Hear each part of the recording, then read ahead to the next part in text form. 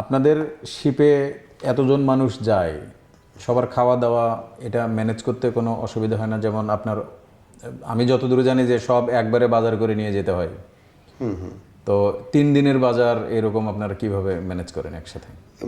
ইনশাল্লাহ আমরা করি কি, প্রত্যেক দিনের বাজার আমরা বের হই, মনে করেন আজকে সকালে বের হয়েছি, তো এর আগের দিনই আমাদের টোটাল বাজারটা রাতের মধ্যে আমাদের জাহাজে উঠে যায়। তো আমরা সন্ধ্যা বা রাতের মধ্যে জাহাজের টোটাল বাজারটা উঠানোর কারণ হচ্ছে আমরা খুব দেখে দেখে আমরা খুচরা বাজার থেকে সংগ্রহ করি মাছ, মাংস। মানে খুচরা বাজার থেকে সংগ্রহ কি ফ্রেশ? একেবারে ফ্রেশ, হ্যাঁ। এটা খুচরা বাজার থেকে সংগ্রহ করার কারণ কি, আমি যখন হোলসেল মার্কেটে যাব, পাইকারি কিনতে যাব, তারা আমাকে কোনো যাচাই বাছাই করার সুযোগ দিবে না। আর আমি খুচরা বাজার থেকে গেলে আমি একবারে আমার ইচ্ছা অনুযায়ী মানসম্মত সুস্বাদু আর কি তাজা জিনিস আমি দেখে দেখে নিতে পারি। আমি একটা মাছ নিব, আমার পছন্দ হলো না, আমি এটা চেঞ্জ করতে পারবো, কিন্তু পাইকারি বাজারে এটা আমাকে করবে না। হোলসেল বাজারে আমাকে ওদের ইচ্ছা অনুযায়ী দিবে। আর ইনশাল্লাহ আমাদের 3 দিন 2 রাতের জন্য যে খাবারটা যায়, প্রত্যেকটা খাবার অত্যন্ত এটা হলো ফ্রেশ থাকে, কোনো আমরা বাসি জিনিস আমরা নেই না।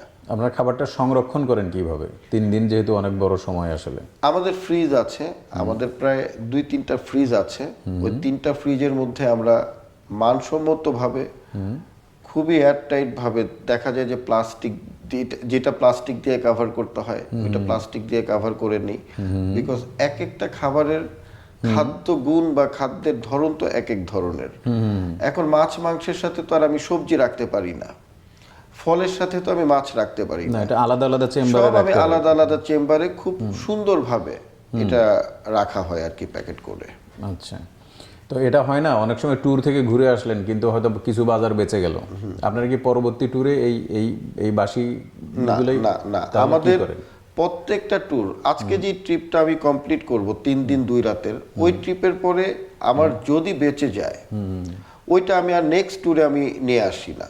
আচ্ছা, কি করেন সে খাবার? এটা আমি দেখা যায় যে আমাদের যারা স্টাফ আছে, আচ্ছা, কখনো তাদের দিয়ে দিই, আবার কখনো আশেপাশে যারা দুস্থ গরিব মানুষ থাকে আচ্ছা আচ্ছা, তাদের মাঝে আমি বিলিয়ে দিই। বিকজ তাদেরও তো আমাদের প্রতি একটা অধিকার আছে, যারা গরিব মানুষ, কর্পোরেট সোশ্যাল রেসপন্সিবিলিটি, এটা সিএসআর এর আন্ডারে তো পড়ে। এখন ওগুলো আমরা তখন দেখা যায় যে আমরা গরিব দুস্থদের মাঝে বেশি দিয়ে দিই, কারণ স্টাফরা যেই পরিমাণ আল্লাহর রহমতে আমাদের এদিকে খাবার উপভোগ করে, অনেক দুস্থ মানুষ এটা পারে না। তখন আমরা ওই দুস্থ মানুষের মাঝে এটা চেষ্টা করি বিলিয়ে দেওয়ার জন্য। আচ্ছা, বেঁচে যাওয়া খাবারগুলো, বেঁচে যাওয়া খাবারগুলো